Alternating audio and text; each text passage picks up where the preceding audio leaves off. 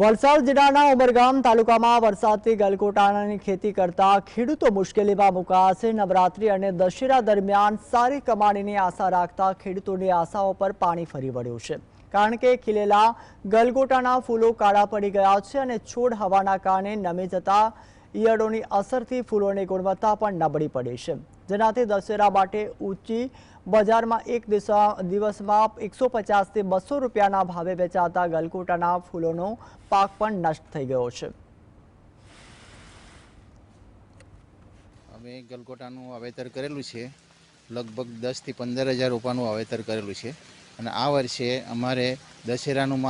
Market ધ્યાનમાં રાખીને અમે વાવેતર કરેલું, પણ આ વર્ષે વરસાદ કન્ટિન્યુ પડ્યા છે, એમાં અમારે ગલગોટાની અંદર ઘણું નુકસાન થયેલું છે અને હમણાં આજની તારીખના જે વરસાદ પડેલો છે એમાં બધા ફૂલ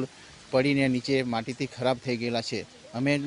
દશેરાનું ટાર્ગેટ બનાવીએ કે દશેરા પર સારામાં સારો ભાવ મળે, 150 થી 200 રૂપિયાનો ભાવ મળે અને આ વિશે અમારે લાખોનું નુકસાન જવાની શક્યતા છે।